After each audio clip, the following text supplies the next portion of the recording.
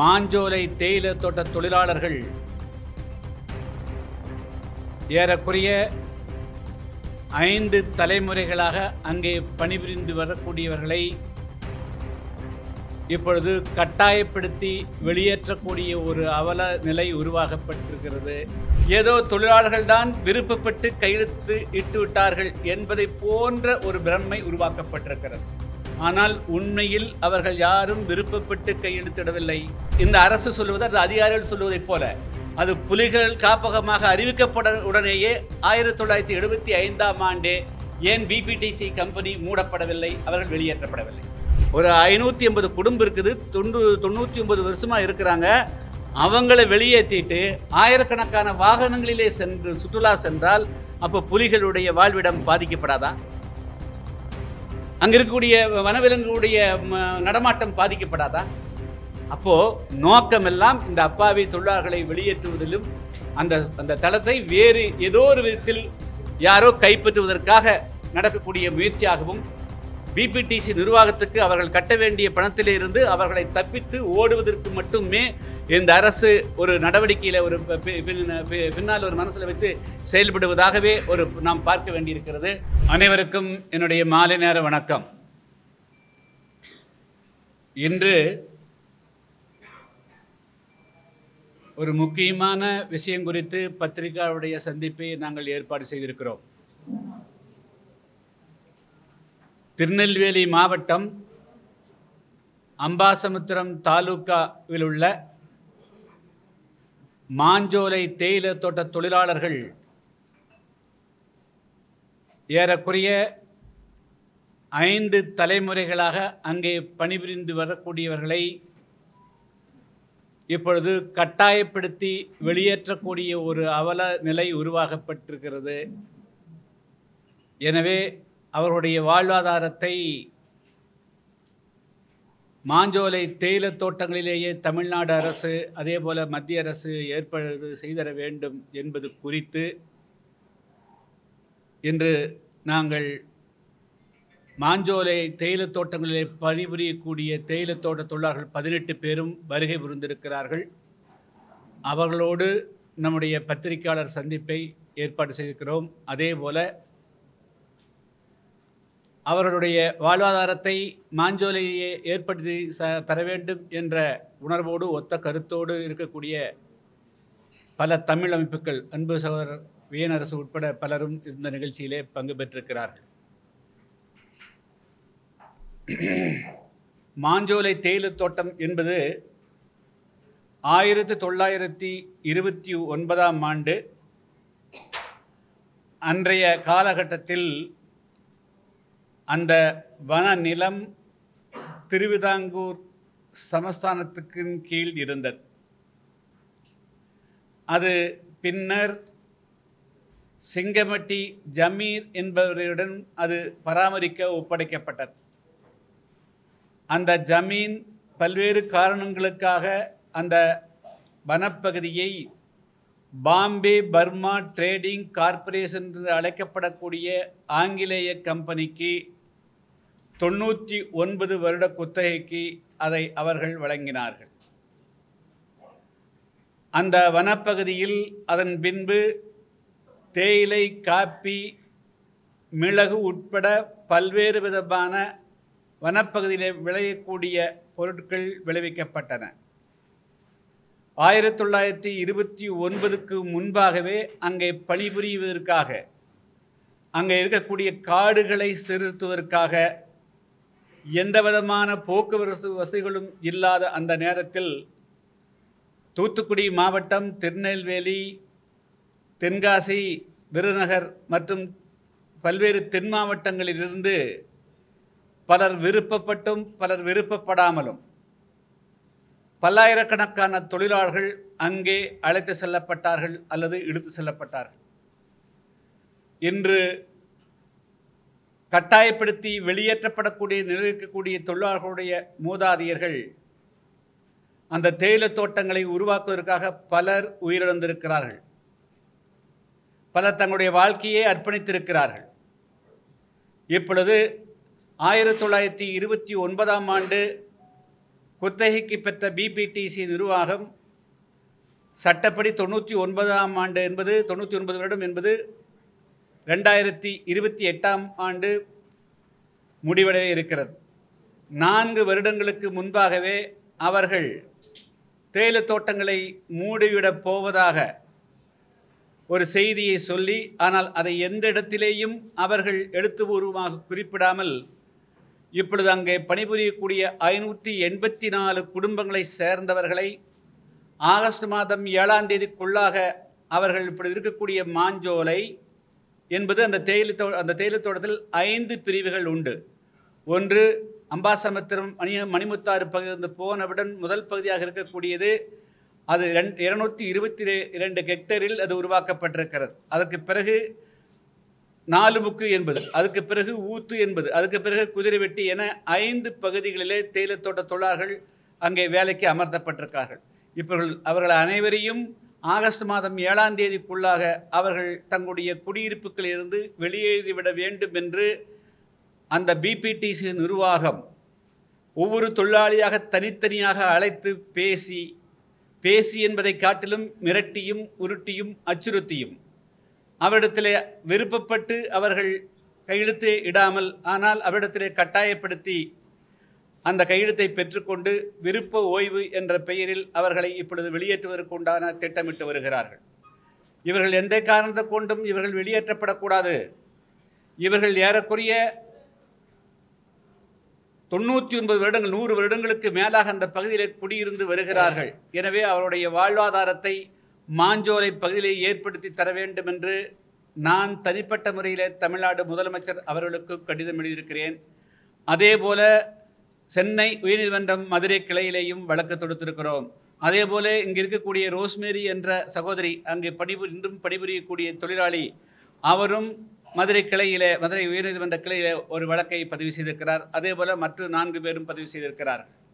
இப்பொழுது மிக முக்கியமாக இங்கே நாங்கள் பத்திரிகையாளர் சந்திப்பு நடைபெறுவது, இன்னும் இங்கு இருக்கக்கூடிய பல நம்முடைய ஊடக நண்பர்களுக்கும் பொதுமக்களுக்கும் நடுநிலையாளர்களுக்கும் ஏதோ தொழிலாளர்கள் தான் விருப்பப்பட்டு கையெழுத்து இட்டு விட்டார்கள் என்பதை போன்ற ஒரு பிரமை உருவாக்கப்பட்டிருக்கிறது. ஆனால் உண்மையில் அவர்கள் யாரும் விருப்பப்பட்டு கையெழுத்திடவில்லை. அவர்களுடைய வறுமை, ஏழ்மை, அவருடைய இயலாமையை பயன்படுத்தி கொண்டு ஒவ்வொரு தொழிலாளியாக கண்காணிகள், அதாவது சூப்பர்வைசர் அழைக்கப்படக்கூடியவர்களை அழைத்து தனித்தனியாக பேசி அவர்கள் வாங்கி கொண்டார், கையில் ஓய்வு பெற்றுக்கொண்டு அவர்கள் போகப் போகிறார்கள், நீ வாங்கிக்கொள், இல்லை என்றால் உனக்கொன்றும் கிடைக்காது என்று ஒவ்வொருவரையாக தனித்து பேசி அவரிடத்திலே கட்டாயப்படுத்தி கையெழுத்து வாங்கி வைத்திருக்கிறார்கள். எனவே இது எந்த விதத்திலும் சட்ட ரீதியாகவும் முறையற்றது, அதேபோல மனித நேயமற்றது. எங்களை பொறுத்த மட்டிலும் நாங்கள் தொடர்ந்து வலியுறுத்துவது அதாவது அவர்களுக்கு இந்த மாஞ்சோலை பகுதியிலேயே அவருடைய வாழ்வாதாரத்தை மீட்டு தர வேண்டும் என்பது. ஆனால் அரசனுடைய தரப்பு அல்லது அதிகாரியுடைய தரப்பில், இன்னும் அரசனுடைய தரப்பில் எந்த விதமான ஒரு அமைச்சர் அளவிலோ அல்லது ஒரு உயர் அதிகாரியுடைய மட்டத்திலிருந்து எந்த விதமான ஒரு அறிக்கையும் கொடுக்காமல் அடிமட்டத்திலே இருக்கக்கூடியவர்கள், அதாவது வனத்துறை அதிகாரிகளை வைத்து பல்வேறு விதமான அறிக்கைகளை கொடுக்கிறார்கள். எப்படி என்று சொன்னால் அது காப்பு காடுகள், அதாவது ரிசர்வ் ஃபாரஸ்ட் ஆக்கப்பட்டுவிட்டது. ஏற்கனவே அது ப்ராஜெக்ட் டைகர், அதாவது புலிகள் காப்பகமாக இருக்கிறது. எனவே இந்த நிபந்தனைகளின்படி அவர்கள் அங்கிருந்து வெளியேற வேண்டும் என்று நான் நம்முடைய அன்பு சகோதரத்திலே சொல்லிக்கொள்ள விரும்புவது, அந்த களக்காடு முண்டந்துறை புலிகள் காப்பகம் என்பது 1972ஆம் ஆண்டு இயற்றப்பட்ட வைல்டு லைஃப் புரொடெக்ஷன் ஆக்ட், அதன்படி, அதாவது வனவிலங்குகள் பாதுகாப்பு சட்டத்தில் எப்பொழுது வந்ததோ அப்பொழுதிருந்தே அது புலிகள் காப்பகமாகத்தான் இருக்கிறது. அதற்கு பிறகு ஏறக்குறைய இப்பொழுது 45-50 வருடங்களுக்கு மேலாக அங்கே தேயிலை தோட்டங்களிலே அவர்கள் வாழ்ந்து வருகிறார்கள். அந்த கம்பெனி நடைபெறுகிறது. ஒருவேளை இந்த அரசு சொல்லுவது, அது அதிகாரிகள் சொல்லுவதைப் போல அது புலிகள் காப்பகமாக அறிவிக்கப்பட உடனேயே 1975ஆம் ஆண்டே ஏன் பிபிடிசி கம்பெனி மூடப்படவில்லை, அவர்கள் வெளியேற்றப்படவில்லை? இரண்டாவது, இந்த காடு ஏற்கனவே அது காடாக, அடர்த்தியான காடாகத்தான் இருக்கிறது. பெயரளவுக்கு ரிசர்வ் ஃபாரஸ்ட் என்று அறிவிக்கப்பட்டது 2018. அதுவும் 2017ஆம் ஆண்டு சென்னை உயர்நீதிமன்றம் மதுரை கிளையில் கொடுத்த தீர்ப்பினுடைய படி அதுக்கு பிறகு 2018 அவர்கள் அரசாணை பிறப்பித்திருக்கார்கள். வழக்கமாக இதுபோன்ற காப்பு காடுகள் என்று ஒரு காட்டை அறிவிப்பதற்கு முன்பாக அந்த பகுதியிலே யார் வாழ்ந்து கொண்டிருந்தாலும் அவர்களுடைய கருத்தை கேட்டிருக்க வேண்டும். இதுபோல நாங்கள் காப்பு காடுகளாக அறிவிக்கப் போகிறோம், புலிகள் காப்பகமாக அறிவிக்கப் போகிறோம், யானையினுடைய பாதுகாப்பு அம்சமாக அறிவிக்கப் போகிறோம், அது வேறு எப்படி அறிவித்தாலும் அங்கு வாழக்கூடிய மக்களுடைய அதாவது கருத்துக்களை பெற்றிருக்க வேண்டும். ஏறக்குறைய 2018 5000க்கு மேற்பட்டவர்கள் அங்கே வாழ்ந்து கொண்டிருந்தார்கள். அந்த காப்பு காடு அரசாணை பிறப்பிக்கும்போது நீங்கள் உங்களுக்கு கொடுக்குறோம். அரசாணை பிறப்பிக்கிற போது நிர்வாகத்துக்கு மட்டும்தான் கொடுத்தார்கள். அங்கே 5000 தொழிலாளர்கள் வாழ்ந்து கொண்டிருக்கார்கள். அவருடைய வாழ்வாதாரத்தை பற்றி ஒரு வரி கூட இந்த அரசு குறிப்பிடவே இல்லை. எனவே திட்டமிட்டு அங்கு வாழக்கூடிய ஏழை எளிய அந்த அப்பாவி தொழிலாளர்களை வெளியேற்றுவது என்ற ஒரே குறிக்கோளோடு இப்பொழுது அந்த தமிழ்நாடு அரசு மறைமுகமாக பிபிடிசி அந்த நிர்வாகத்தை மட்டுமே பயன்படுத்தி கொண்டு அவர்களை வெளியேற்றுவதற்கு எல்லா விதமான முயற்சிகளையும் மேற்கொண்டு வருகிறார்.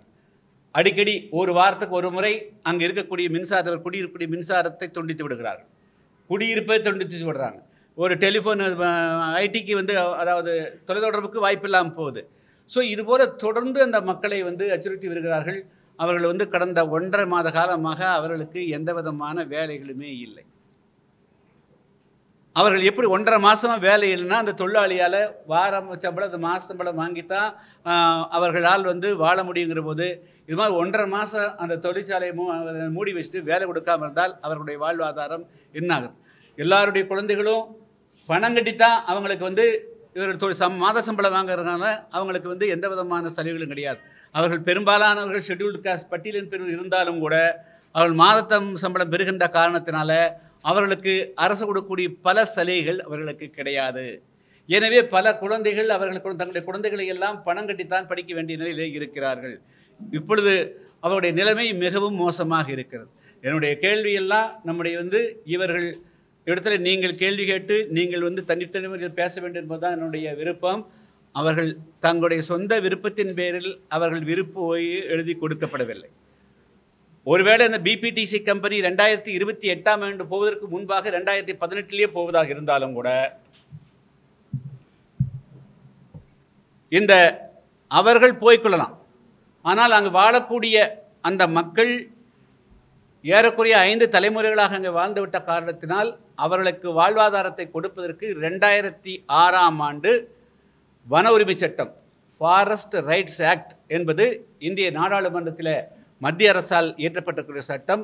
அந்த சட்டத்தில் தான் முழுமையாக எல்லா விவரங்களும் சொல்லப்பட்டிருக்கிறது. அதாவது வனத்தையும் பாதுகாக்க வேண்டும், வனவிலங்குகளையும் பாதுகாக்க வேண்டும், அதேபோல் அங்கு வாழக்கூடிய மக்களுடைய வாழ்வாதாரத்தையும் பாதுகாக்க வேண்டும் என்பதற்காக ஒரு ஒருங்கிணைந்த சட்டம் தான் 2006 வன உரிமை பாதுகாப்பு சட்டம்.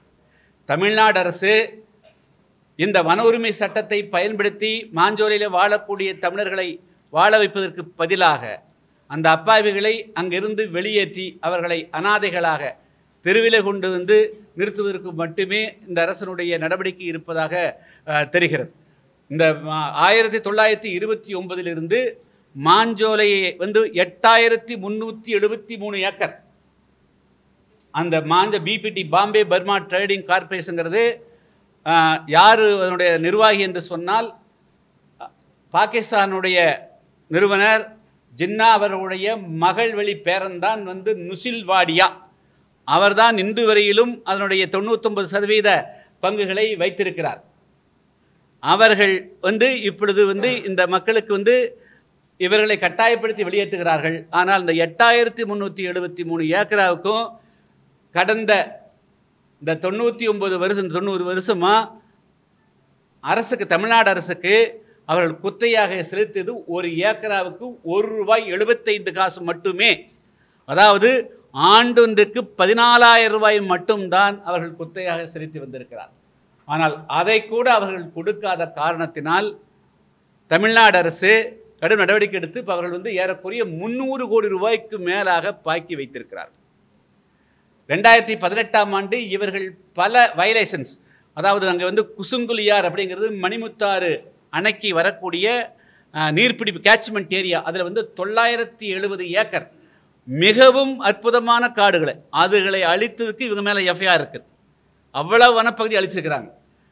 2018 2028 வரை இருக்கிறதுக்கு 700 கோடி ரூபா அவர்கள் செலுத்தணும்னு சொல்லிட்டு மதுரை உயர்நீதிமன்றம் ஒரு உத்தரவு பிறப்பித்து ஒட்டுமொத்தத்தில் ஏறக்குறைய அவர்கள் 1000 கோடி ரூபாய் தமிழ்நாடு அரசுக்கு அவர்கள் செலுத்த வேண்டி இருக்கிறது.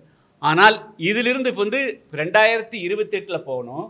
இன்னைக்கு வரலும் பழைய பாக்கியும் 300 கோடி ரூபா கட்டல. 2018 உயர்நீதிமன்றம் கொடுத்ததும் கொடுக்கல.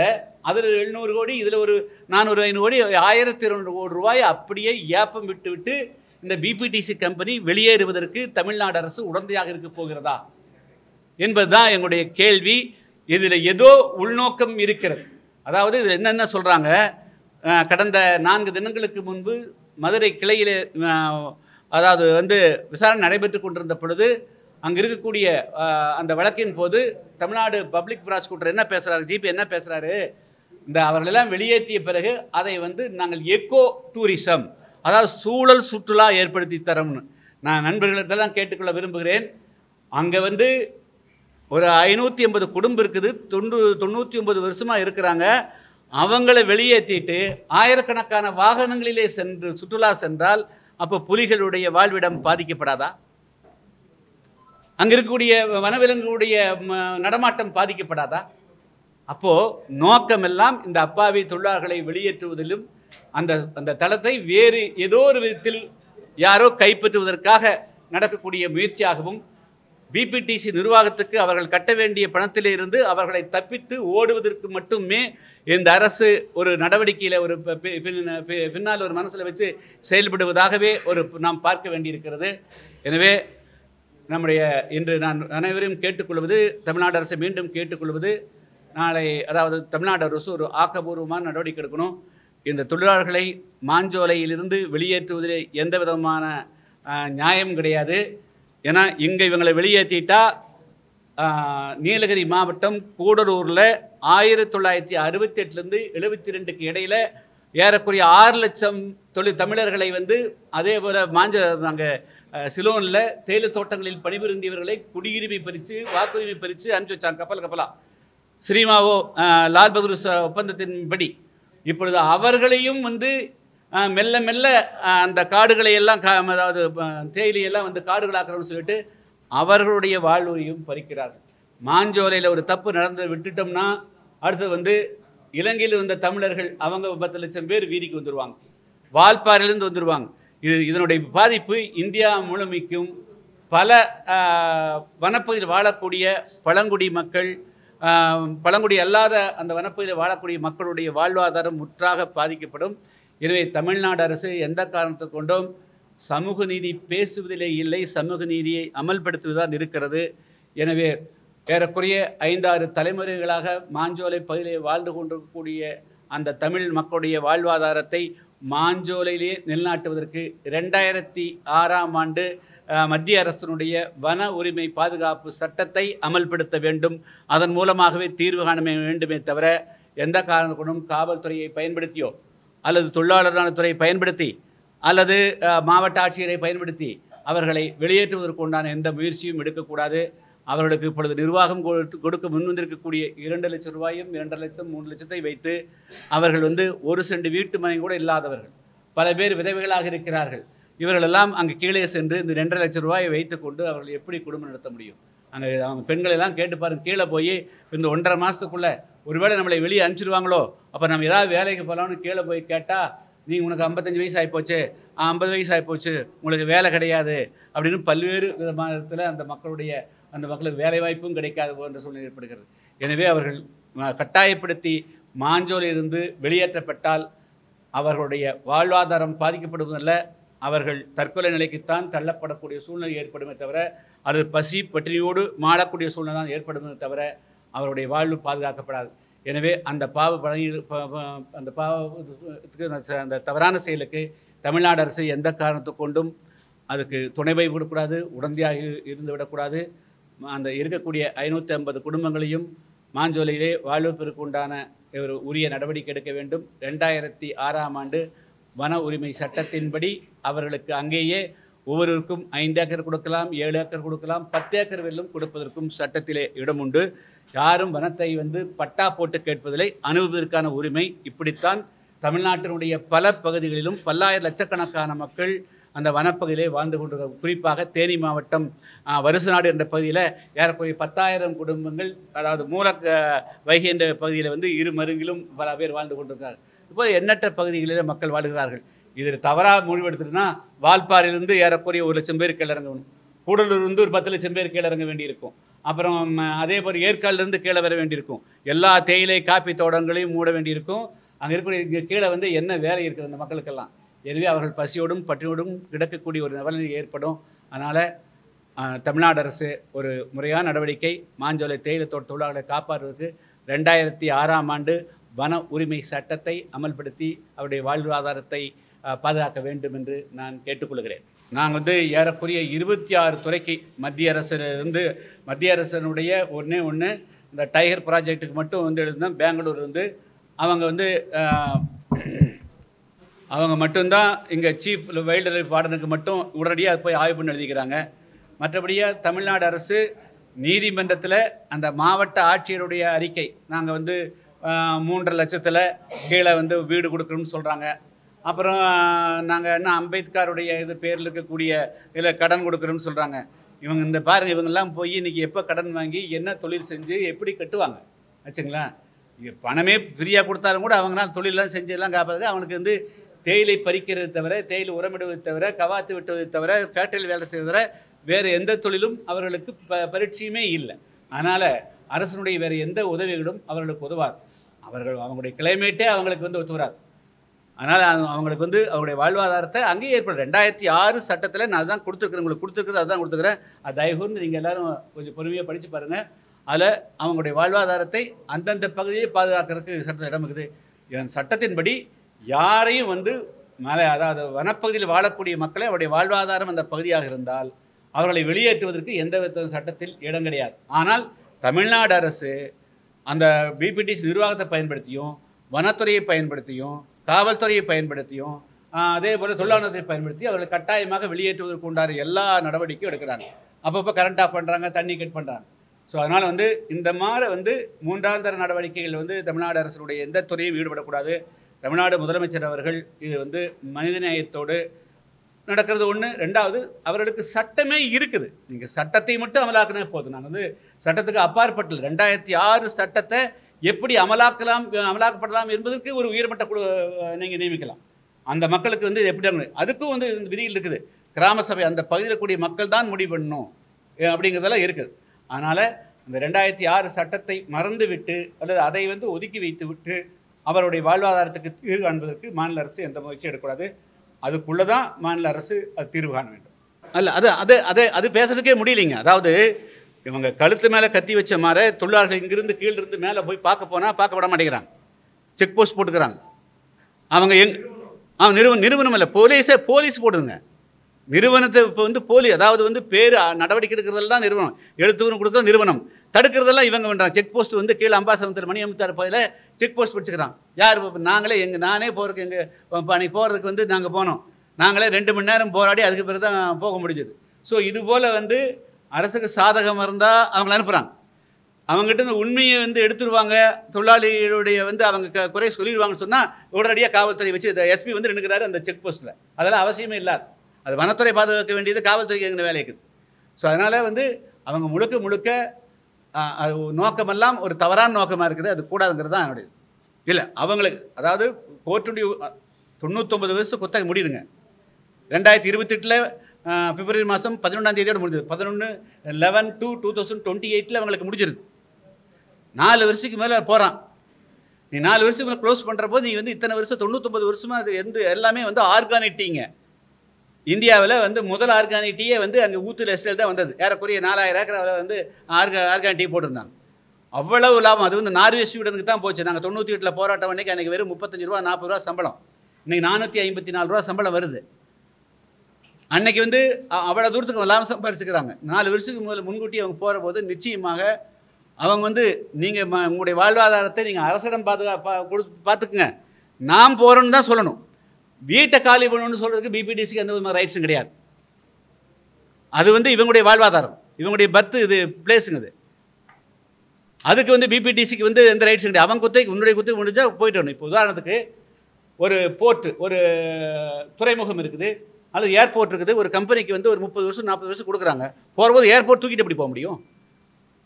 அவன் பாட்டில் வந்தான், வேலையை பார்த்தா, சர்வீஸ் பண்ணால் போயிட்டு இருக்கணும். அதே போல் தான் நீ 99 வருஷம் இருந்தது, தேயிலை போட்டிங்க, போட்டு தேயிலை இருக்கட்டும், அதை பராமரிக்கிறது அடுத்து வரக்கூடியவங்களுடைய வேலை. ஆனால் அவங்க வரம்புக்கு மீறி செயல்படுறாங்க. இதையே கட்டுப்படுத்துறதுக்கு தமிழ்நாடு அரசு நடவடிக்கை எடுக்கல. தொழிலாளர் துறையில் இவங்க வந்து கட்டாயப்படுத்தி 584 குடும்பத்தில் இடத்துல இவங்க வந்து பிஆர்எஸ் வாங்கிக்கிறாங்க. நாங்கள் எங்களுடைய மாநில பொறுப்பாளர்கள் போய் பார்த்தாங்க. அதுக்கு பிறகு எங்களுடைய லாயர் குழு போய் வந்து அங்கே ஜாயின்ட் கமிஷனர் பார்த்தாங்க.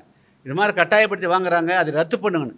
இன்றைக்கு வரையிலும் ஜாயின்ட் கமிஷனர் ஆஃப் லேபர் அந்த விதிகளின்படி அதை ஒரு விசாரணை செஞ்சு அதை ரத்து பண்ண மறுக்கிறாங்க. அப்போ எல்லாமே அரசு வந்து இவங்க மூலமாக எல்லாத்து மூலமாகவே அவங்கள வந்து இயக்குறாங்க.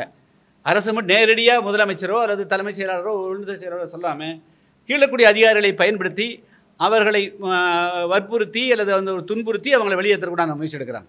ஆக்சுவலாக வந்து 2 லட்சத்துக்கு கொடுக்குறப்பெல்லாம் நிர்வாகமே அது வந்து அவங்க அங்கே இருக்கிறதுங்கிறது வேறு பிரச்சனை. ஆனால் ஒரு கம்பெனி வந்து 4 வருஷத்துக்கு முன்னாடி போகிற போது கண்டிப்பாக ஒரு தொழிலாளிக்கு 15 20 லட்ச ரூபா 30 லட்ச ரூபா நான் கொடுக்கணும். அதுதான் முறை. இப்போ வந்து புலிகள் காப்பகத்திலேருந்து வெளியேற்றினால 25 lakhs கொடுக்கணுங்க. இதையெல்லாம் எதுவுமே வந்து பண்ணாமல் இந்த 2 லட்ச ரூபா வந்து கொடுக்குறேன், ஒரு வருஷத்துக்கு ஒரு மாதத்துக்கு 4 நாள் 5 நாள் வேலை போட்டு உங்களுக்கு 10 வருஷம் சர்வீஸ் இருக்குது, இந்த 1.5 மாதம் சம்பளம் கொடுக்குறேன்னு சொல்லிட்டு 2,80,000 ஏற்கனவே ரிட்டையர்ட் ஆகி போகக்கூடியவங்க அதையெல்லாம் தான் 4 லட்சம் காமிக்கிறாங்க. ஆனால் இப்பொழுது நல்ல திடகாத்திரமாக இருந்து பணிபுரியக்கூடிய தொழிலாளருக்கு அதிகபட்சம் 2,83,000 ரூபாய் தவிர கிடையாது. இதை வச்சு இந்த 2,83,000 வச்சு அவங்களுடைய பொண்ணு இருந்தால் எப்படி கல்யாணம் முடிக்க முடியும்? இவங்க போய் எந்த வீட்டில் குடியிருப்பாங்க? 3.5 லட்ச ரூபாய்க்கு இன்றைக்கி வீடு கொடுக்குன்னு சொல்கிறாங்க. நிலம் இல்லாமல் எந்த வீட்டில் கட்ட முடியும்? நிலம் வாங்க முடியுமா? எல்லாமே பொய்யும் பொருட்டுமா கவர்மெண்ட் சொல்கிறாங்க. அவங்கள கீழே இறக்கி விட்டுட்டா அதுக்கு பிறகு இந்த பிரச்சனைக்கு யாரும் வரமாட்டாங்க, அதோட முடிஞ்சிடும் அப்படின்னு அவங்க நினைக்கிறாங்க. மொத்த உள்நோக்கம் இவர்களை வெளியேற்றிட்டு சுற்றுலா எக்கோ டூரிஸ்ட்டுங்கிற பேரில் வேறு யாருக்கோ இதை வந்து மறைமுகமாக தாரை வாக்குறதுக்கு உண்டான முயற்சியாகத்தான் நாங்கள் பார்க்குறோம். ஏன்னா ஏற்கனவே வால்பாறை பகுதியில் தேயிலை தோட்டங்களை அழித்து 30% பகுதியை காடுகளை டூரிஸ்ட்டுக்கு பயன்படுத்தலாம்னு ஒரு சமயத்தில் ஒரு ஆர்டர் போட்டிருக்காங்க. அப்போது இவங்க நோக்கம் வந்து உள்நோக்கம் கெட்ட நோக்கம் இருக்குது. அதுதான் சொல்லுவேன். கடந்த 55 வருஷமாக நான் அந்த எஸ்டேட்டில் வேலை பார்க்கேன். எஸ்டேட்டை விட்டால் எனக்கு கல்லிடை குறித்து விட்டால் வேறு வழி தெரியாது. எங்கள் வாழ்வாதாரம் என்னன்னு எங்களுக்கு புரியல. நாங்கள் சரி இப்போ வேலை நிப்பாட்டிட்டாங்களே அப்படின்னு சொல்லி இங்கே வந்து கேட்டால் நீங்கள் ஜாதி அடிப்படையில் தான் வேலை, நான் ஒரு கிளாஸ் கல்வியாவது பிழைச்சிடலான்னு பார்த்தேன். அதுக்கு கூட 55 வயசு ஆகிட்டு கிடையாது உங்களுக்கு அப்படின்ட்டாங்க. அதுலேயும் எங்களுக்கு இடம் இல்லை. ஆனால் நாங்கள் இந்த மாஞ்சோலையில் இருந்து வாழ்ந்து 55 வருஷமாக வாழ்ந்து ரேஷன் கார்டில் இருந்து ஆதார் கார்டில் இருந்து ஓட்டர் ஐடியிலேருந்து எல்லாம் போட்டிருக்கோம். கம்பெனி வந்து கவர்மெண்ட்டுக்கு வரியும் கொடுக்கும். எங்களுக்குள்ள மாதம் 1000 ரூபா பிடிச்சிருவாங்க வரி. இதெல்லாம் நாங்கள் கெட்டி தான் இருக்கோம். இது வரைக்கும் எங்களுக்கு ஒரு கவர்மெண்ட்டோ இல்லை ஃபாரஸ்ட்லேயோ இருந்து எங்களுக்கு ஒன்றும் கிடைக்கல, ஒரு பதிலும் கிடைக்கல. நாங்கள் வந்து இப்போ கீழே இறங்கினா தற்கொலையை தவிர வேறு வழி தெரியல. எங்களுக்கு கஞ்சிக்கு வழி இல்லை.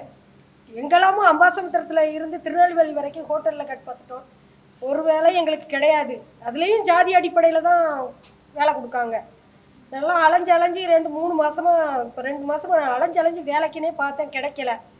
ஆனால் நாங்கள் வாழ்வோ சாவோ அந்த மாஞ்சோலை பகுதியிலே வாழ்ந்து செத்துருந்தோம். பட்டினியாக கிடந்தாலும் நாங்கள் அங்கேருந்தே செத்துருந்தோம். எங்களுக்கு அதில் ஒரு 10 சென்ட் இல்லாட்டமும் 5 சென்ட் இடம் கொடுத்தனாலும் நாங்கள் அங்கே தொழில் வச்சு நாங்கள் பொழைச்சிக்கிடுதோம்.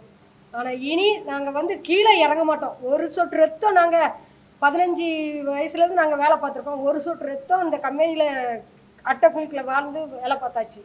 இந்த ரத்தத்தை சிந்தின இதுலேயே எங்கள் உயிர் போனாலும் பரவாயில்ல, நாங்கள் அங்கே வாழ்ந்துக்கிடுதோம். ஆனால் இதை அரசு நல்ல முறையில் எங்களுக்கு நடவடிக்கை எடுத்து தரணும்.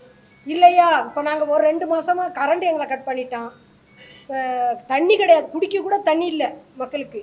கரண்டில் நாங்கள் இல்லாமல் இருட்டு வீட்டுக்குள்ளே இருக்கோம். மண்ணெண்ணையும் ரேஷன் கார்டில் மண்ணெண்ணெய் கிடையாது எங்களுக்கு. எல்லாம் இருட்டில் தான் நாங்கள் வாழ்ந்துக்கிட்டு இருக்கோம். ஒரு ஃபோன் பேசணும்னாலும் ஒரு தகவல் வேணும்னாலும் எதுவுமே எங்களுக்கு கிடையாது. நாங்கள் கீழே வந்தால் தான் ஏதாவது ஃபோன் அவசர ஃபோன் பேசிக்கிட்டோம்.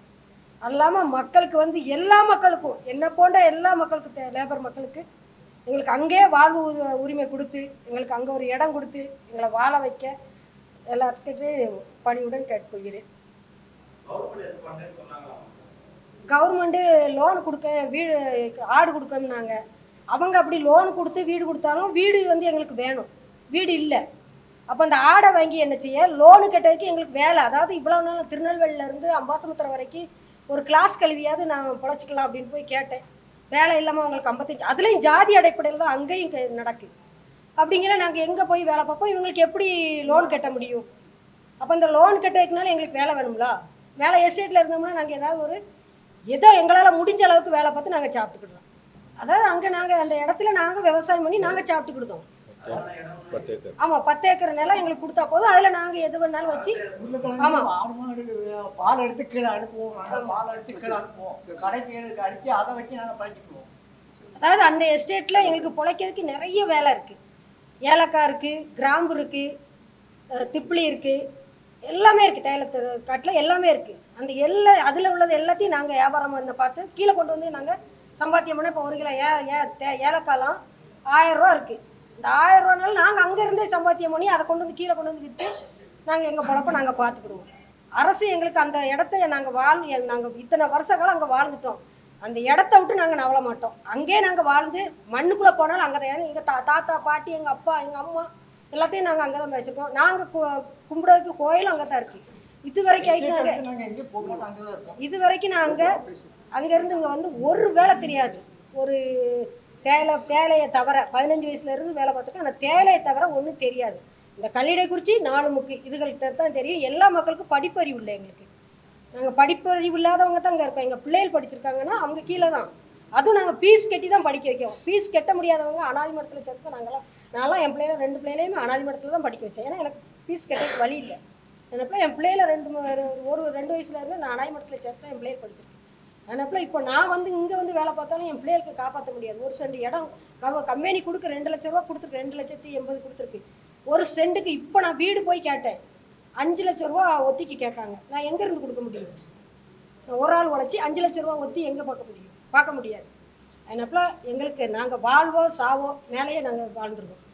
நாங்கள் அங்கே இருக்க நிலங்களை நாங்கள் பாடுபட்டு நாங்கள் சாப்பிட்டுக்கிறோம். அதை பொறுத்தவரையில் நம்முடைய புதிய தமிழர் கட்சி தலைவர் மதிப்புக்குரிய ஐயா கிருஷ்ணசாமி அவர்கள் 99லேருந்து நாங்கள் பார்க்குறோம். தமிழர் அமைப்புகள் 45 ரூபா ஊதியம் இருந்தது, இன்றைக்கு 475 ரூபாவில் அவங்க கிடைக்கினா மாஞ்சோலையில் மட்டுமில்லை தமிழ்நாடு முழுவதும் உள்ள தேயிலை தோட்டங்கள் ஏறக்குறைய 7 லட்சம் தொழிலாளர்கள் வேலை பார்க்குறாங்க. அதுக்கு நம்முடைய ஐயா தான் காரணம். எனவே இந்த சிக்கல்லையும் தமிழ்நாடு அரசு புதிய தமிழர் கட்சி தலைவர் மருத்துவர் ஐயாவை அழைத்து பேசணும். அல்லது அவரே சொல்கிறார், ஒரு ஆணையரை போட்டு ஒரு உயர் அதிகாரியை போட்டு அந்த மக்களிடம் நேரடியாக சென்று விசாரித்து நல்ல தீர்வு காண வேண்டும் என்று அவங்களே சொல்கிறாங்க. அந்த கோரிக்கையை ஏற்று ஐயா இந்த கோரிக்கையை வெற்றி பெறுகிற வரை தமிழர் அமைப்பில் ஆதித்தமிழர் விடுதலை இயக்கம் அண்ணன் வினோத், நம்முடைய ராஜ்குமார் தமிழக முன்னேற்ற கழகம், பூமிராஜன் தாய்நாடு மக்கள் கட்சி, கேஸ்டோவை உச்சநீதிமன்ற வழக்குரைஞர் வந்திருக்கிறாங்க. நாங்கள் எல்லாம் இந்த மக்களுக்காக, இந்த மக்களுடைய வாழ்வாதாரத்தை மாஞ்சோலையிலே உறுதி செய்ய வேண்டும். எக்காரணம் கொண்டு அவர்களுக்கு அங்கே அந்த அம்மா சொல்றாங்க சாதி பார்க்குறாங்க. மேலே சாதி கிடையாது. எல்லோரும் தமிழர்கள், தூய தமிழர்களாக இருக்கிறாங்க. தமிழ் தேசியமும் அங்கே தான் இருக்கு. ஐயா கூட பேசினாங்க எனக்கு திருநெல்வேலியில். தமிழை தவிர வேறு எந்த மொழியும் தெரியாது. எனவே இந்த மக்களுடைய வாழ்வாதாரத்தை அங்கேயே அரசு உறுதி செய்ய வேண்டும். அதற்கு புதிய தமிழர் கட்சி என்ன நிலைப்பாடு எடுக்கிறதோ அதை நாங்கள் ஆதரித்து பற்றி நிற்போம். நன்றி, வணக்கம்.